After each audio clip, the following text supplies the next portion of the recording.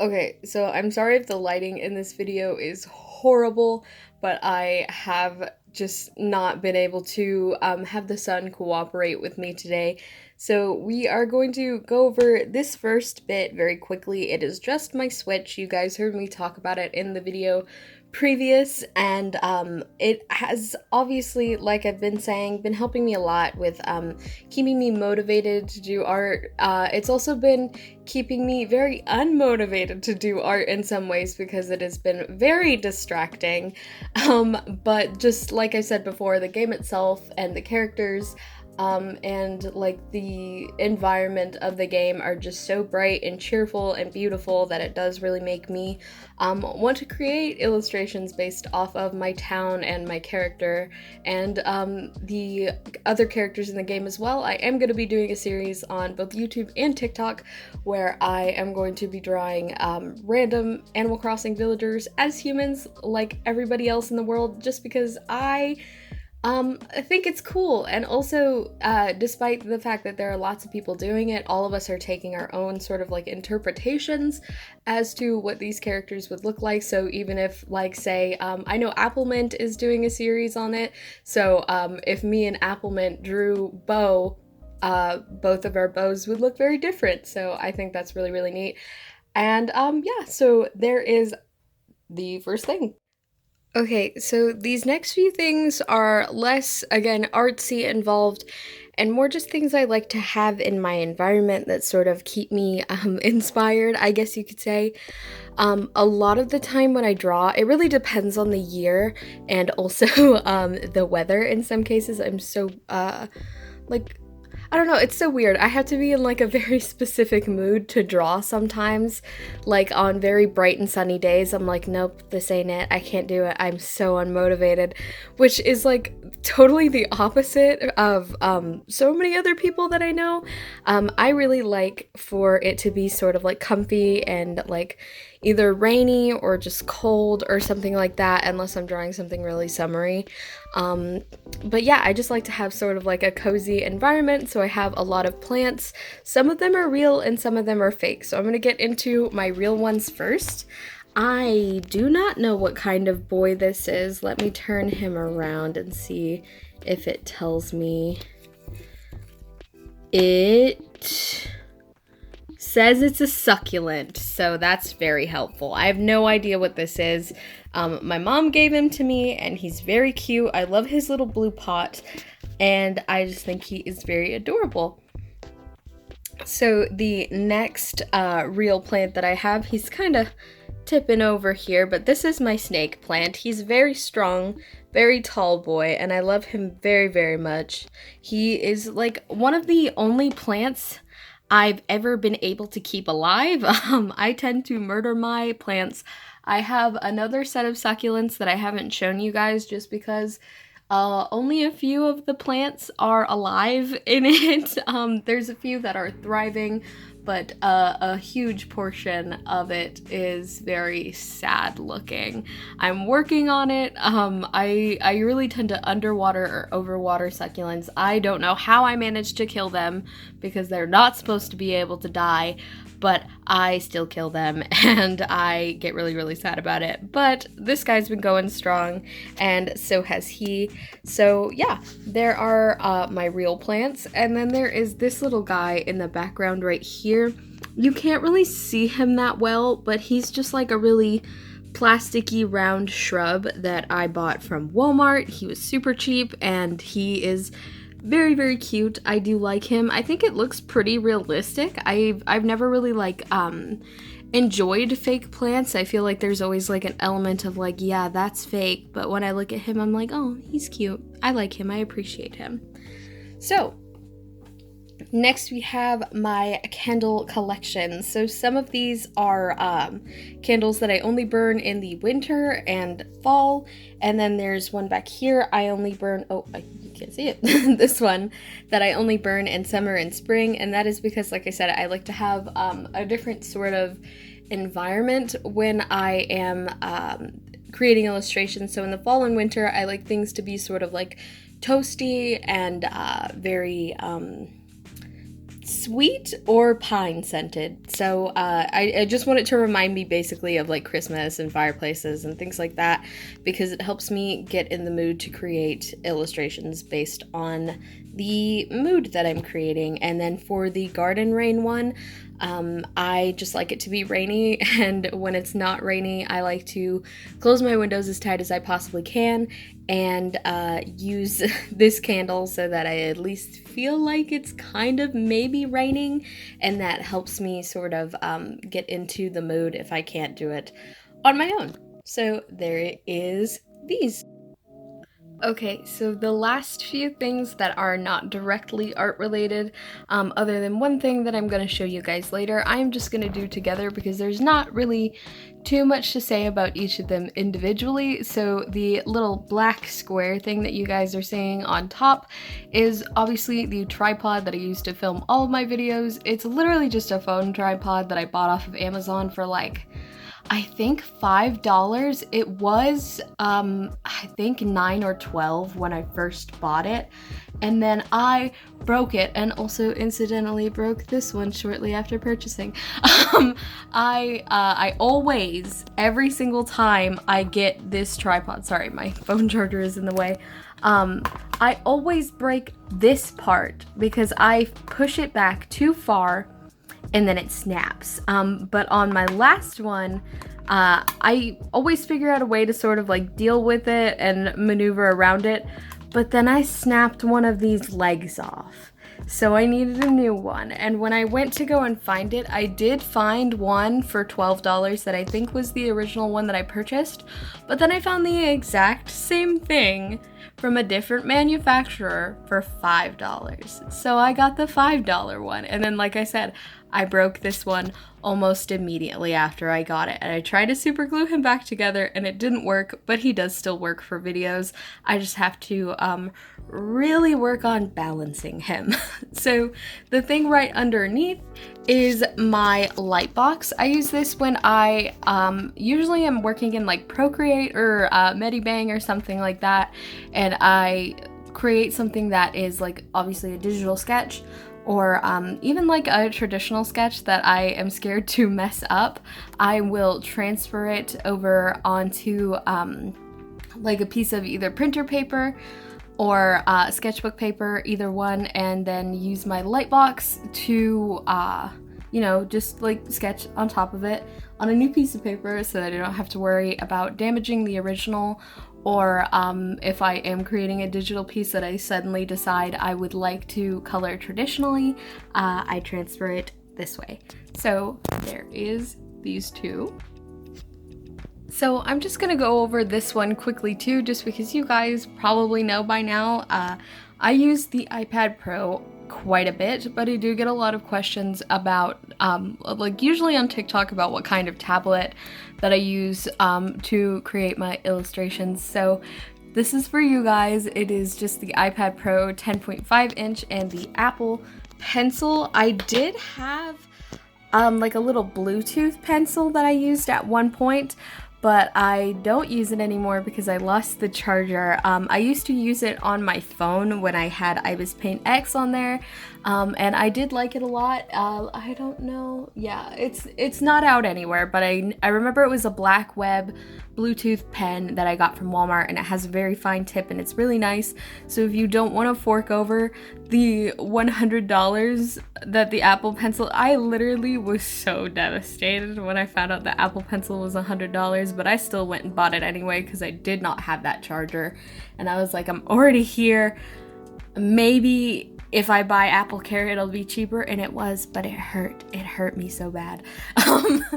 I like literally scrounged up for this iPad, and it is worth it. I do really enjoy the Apple Pencil. I think it's very convenient that I don't have to keep track of any cords, but there are alternatives out there so that you don't have to spend a fortune just trying to get a tablet. But it is really nice, and like I said, I do get questions about it a lot, so I thought I would tell you guys. It's upside it's upside down. I don't know why. Let's see. There we go.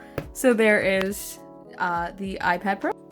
So we're finally getting into the more artsy things, I guess you could say.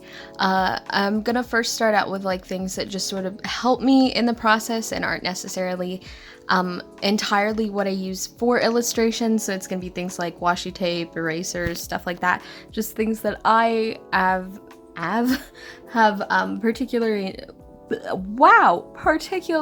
enjoyed incorporating into my process. So first things first is washi tape, preferably like a very thick roll. I never used to use washi tape for illustrations until I saw a Casey Golden video where she used washi tape, obviously for like just as the main illustration medium, and I realized as she was sort of cutting the shapes out to create like clothing and things like that, I was like, I can use that as masking tape.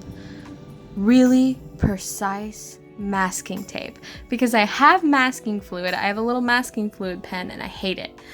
It works sometimes, but sometimes it sticks to the paper and sometimes it tears it up and leaves like a weird film, and it's just really aggravating to work with. So I talked about it on my last Instagram post with the Elf King Kyle. I meticulously taped this boy with washi tape all around the edges and cut it around all of the fine little details, and then taped all over the inside of the outline of washi tape that I created so that I could just paint on top and do the background without worrying about ruining the Copic illustration that was underneath. And I had very few mistakes that were easily covered up, luckily, because I was doing leaves for the background, so the places where I got paint on the illustration weren't too much of an issue, but also I feel like it could have easily been solved with me just making sure that the tape was down smoother. And also a lot of the mistakes were, the biggest one was because I had paint on my hands and then I touched the paper like a fool. But then some of the other ones were just because of the technique that I was using to create the texture of leaves. I was really mashing the brush into the paper and subsequently into the tape, so it did lift a little bit. But if you're just doing a really simple like gradient or something like that in the background with another medium or something that you're not too comfortable using, so for me it was acrylic paint, trying to create a more detailed background than something I normally would have created after I finished a Copic illustration. So yeah, I would highly recommend getting some fat washi tape in your arsenal because it helped me a lot. This roll, it's about, I don't think I've used much of this, and this was the same thickness, and I don't know if you can tell, but I used a whole bunch of it. It's very helpful. So the next two things, I'm just going to talk about some erasers. You guys saw these in my wish video, and this is exactly why. I was like, I feel like individually the art supplies are great, and they are. I love this eraser. It's obviously very cute, but it also is very efficient. I'm not too sure exactly what it's made of. It's sort of, I don't know if you guys can see this on camera, but it's semi-transparent, and all of everything except for the Blossom Always is in Chinese, I'm pretty sure. Yeah, it's in Chinese. So I do not know what this is made out of, but it is really good. It does sort of create, like, let me see if I can point you guys a little bit.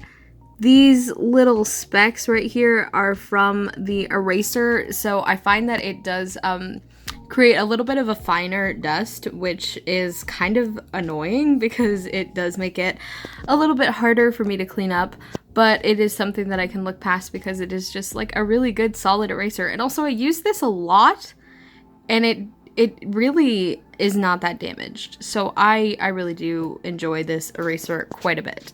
So the next one that I enjoy, I did figure out how to change the nib on this. So it comes with a little gray insert, I guess, and you just kind of shove it in. It does not go in all of the way, which I don't know if this is even correct, but I imagine that it is as good as I'm gonna be able to get it. So you just sort of shove it into this area. Here, let me take it out. So it's this little gray insert and you shove it inside. I'm gonna have to figure out how to do this one-handed. You just sort of mash it in there. Oh, and I shoved the eraser in. Great, lovely. But basically, that is the thing that you use for these little white ones if you take it out, which I'm not going to do because it's really hard to do it one-handed. It's empty, and then you insert the skinny ones inside of this and then push it until it stops, basically. And that's how you change it from the big one. I have not changed it back just because the reason that I have it set to the little one is because I use this for itsy bitsy tiny details. So you guys know I draw very small. It is hard for me to create large illustrations. I have been working on it, especially since when this whole lockdown started. I asked my mom if I could get some extra sketchbooks just in case, and rightfully so, Hobby Lobby or Michael's were to close down. And so I ordered them online, and I accidentally bought a 9x12 sketchbook instead of my normal, I think it's like 5.5x7 sketchbook. It's the tiniest version of the Canson XL mixed media sketchbook, and then the medium size was what I was trying to purchase, but instead I purchased the medium and the 9x12. So I definitely have been trying to figure out how I'm going to use that massive sheet of paper. But until then, I still have what is left of my little version of the Canson XL Mixed Media Sketchbook. I use this all of the time. It is the one sketchbook that I use. I really try not to buy other brands or use other brand sketchbooks just because I found that it is the best thing that works with all of the mediums that I use. It works great with my acrylics. It works great with my watercolor. I've yet to use it with oil paint just because I do have canvases for that. It works great for Copic markers, although I have seen comments, and yes, I can attest, it does suck up the ink a little bit if you are using them quite frequently, but if you buy Copic refills, which I have, usually I only have issues with like it sucking up my skin tones because that is usually what makes up the largest chunk of the illustration in most cases. So I just have refills on hand for all of the colors that I use most often for skin, and I haven't really seen too much of an issue with it. I know a lot of people recommend like Bristol board, I think. And I've used Bristol board before, but I just don't like the texture of it. I think it does tend to make my stuff look a little bit streaky. I am open to looking at other Copic papers, of course. I've seen people talk about the Render sketchbook, but it's a little bit out of my price range for now. But if you guys do have paper recommendations that you guys would like to see me test out or try on the channel, I might be able to do so. I definitely, like I said, do want to look into trying other things. So if you have something you'd like to recommend or see, be sure to leave that down below in the comments. And while you're down there, maybe subscribe, because I'm really, really close. I just passed 700 subscribers. What are you guys doing? I just hit 500. I love you guys. I don't know what I am doing to deserve y'all, but I very much appreciate it. So yes, do leave paper recommendations in the comments and maybe subscribe if you would like to, and let us get on into the actual materials. Okay, so the next thing we have is all of the materials, and as you can see, we've got quite a bit to get through. I'm gonna try to get through it pretty quickly because I can already tell this video is getting pretty long. So the first thing I'm gonna talk about is these little watercolor pencils, and that is because I desperately want you guys to help me find these again. So one of my favorite things to do that I've talked about in several videos, sorry if you can hear my dog barking, several videos, I've talked about how I love to sketch in watercolor pencils because number one, they're water soluble, and even though Copics are not water-based, they are somewhat of a liquid, so they do tend to not bleed per se, but they blend nicely with the Copics and make the transition between line work and the actual illustration more soft. Okay, sorry about that. My dog's a sweet little baby boy. He's very old and also is blind, and nobody else is home right now, so when he gets lonely, he howls a little bit, and it breaks my heart. He's so sweet, but he's calmed down now. So, these watercolor pencils are basically the best things in the world. I have yet to find another brand that I enjoy, but as you can tell by this spinning, there's no brand on these, and I threw away the packaging years ago.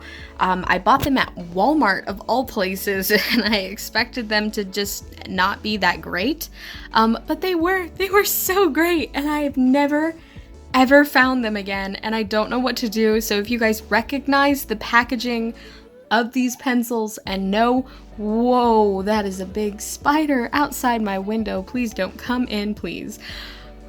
It's spider season, y'all. Get ready to hear a lot of that in filming.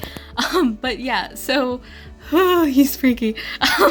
If you recognize the packaging at all, please let me know. I want these again so bad because I'm running out of the pencil that I used the most for line art and illustration. It was like this gorgeous, like terracotta-y kind of color, and I love it so much. So if you can find them, please let me know in the comments so that I may purchase them because I need them. So yeah, there's these guys. And to replace these guys, I have been using Crayola colored pencils. I actually do enjoy these quite a bit for line art as well. It doesn't get that same blendy effect really, but it does keep it so that, I've explained to you guys before, the main reason I don't, and now a wasp? Leave me alone! Oh my goodness, it is a death trap in here. Please don't, please. A wasp came in my room the other day and it was like the most horrifying experience ever. They're gonna fight. Okay, this is insane. I'm so sorry. I'm so distracted by the fact that there is a spider and a wasp literally about to throw down outside my window. So sorry. So, back to what I was saying. I do not like line art in most cases for me personally because I find that it is very harsh unless it is diffused with like a color that is very similar to the actual area in which I am coloring, or something that fits the mood of the illustration. So for example, the little gummy worm mouth I did, let me see if I can grab that for you. So, this is one of the more recent illustrations I did with Crayola.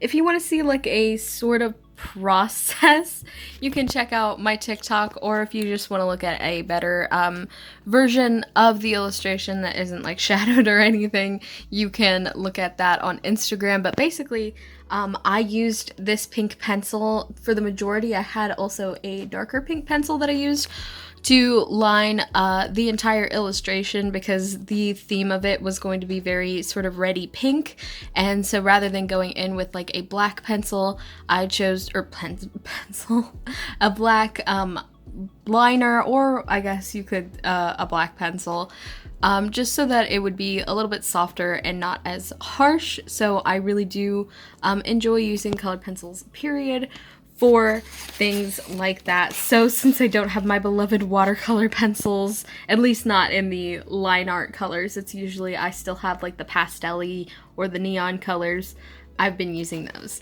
So this next one I have, this is a Pilot color Eno, but the lead in it is not.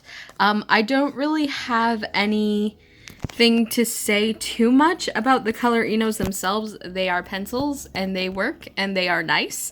However, I also... So the camera cut off because I ran out of space for a little bit, but of course it focuses so that you can't see it anymore. Basically, I color very, very lightly, and even though it looks like it erases, it's not gonna pick up on camera, but when you zoom in, please pick up on... Nope, it does not want to focus. Maybe you guys can see it from there. Even if I erase very hard on something that I sketched very lightly, you can still see the stupid pencil, and that really gets on my nerves. And also, it is a bit of a pet peeve that it is much brighter than what I am about to show you, because it does look less natural when I blend things in. So this is the freaking Papermate, like, child's pencil brand lead. It's a little darker, so it's a little more natural. I'm gonna erase this and it will be gone.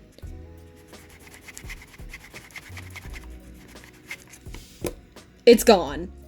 Versus this. You can still see this. This was more expensive. But this, it's gone. And then, I'm not gonna go too hard just because this is... Oh, well, I just broke a piece off. This is the last bit of this lead that I have, so I'm just gonna color really hard with the piece that just broke off and nothing from the lead. And I guarantee it will still be there, but it will be so much, like, lighter. It's so hard to do this with one hand. Oh, remember when I said it would still be there? Wrong. It won't focus. But it is indeed gone. Even though I pressed very hard, it's gone. So I love this lead. I really so desperately wish I had more. If I could only buy the red by itself in bulk, I would sell my soul to buy so much of this lead because it is genuinely the best red lead I've ever used in my entire life. I love it so much. I'm gonna keep hunting, but if you ever see this at your store, pick it up. It's $5. Buy it. It's so good. And even the blue and the green, you guys have seen before on that shoe study, I was using the green lead. I do like to use the blue lead if I'm doing something that is blue based, but in some illustrations, like I think I've done, usually it ends up being Naruto for some reason with the blue lead. It does bleed quite a bit more into like pastel and pale colors. So if you're doing like a lighter skin tone, your illustration will end up looking like that character got beat up. So I would not recommend using the blue for natural human skin tones, but I would definitely recommend using it for like sort of like more blue or green or yeah, really just blue and green, maybe purple skin tones, things like that, if you have like an alien character or something of the sort. But for any other type of skin tone that my brain's not working, I would recommend this red one.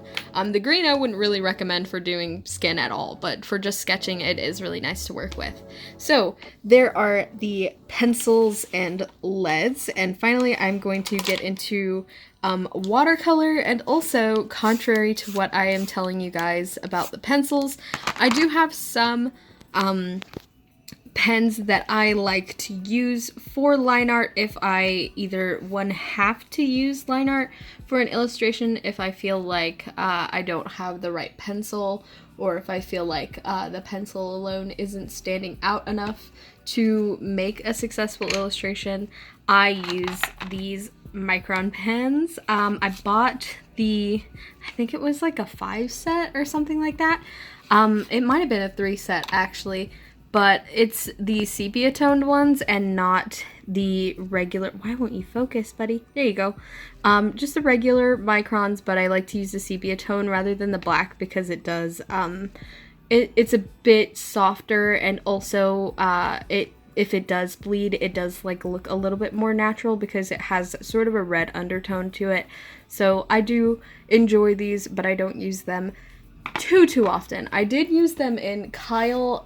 For him, what I did was I created the sketch. I had it done traditionally at first, and then it was very small. It was just supposed to be a warm-up sketch, and I was like, I really like this. And so I took it into Procreate, and I cleaned it up, and it was originally intended to be a digital illustration, but I liked it so much, and I'm still sort of not too confident in my digital illustrations with Procreate, and I've been finding myself less and less motivated to pull out my XP Pen tablet, not because it's a bad tablet, but just because I've sort of gotten a bit rusty with my dearest paint tool, Sai, because I've been using so much of Procreate. So I wasn't confident enough in my digital art skills at the moment to work on him, so I printed him out onto the Canson paper. This is the 7x10 sketchbook, and then I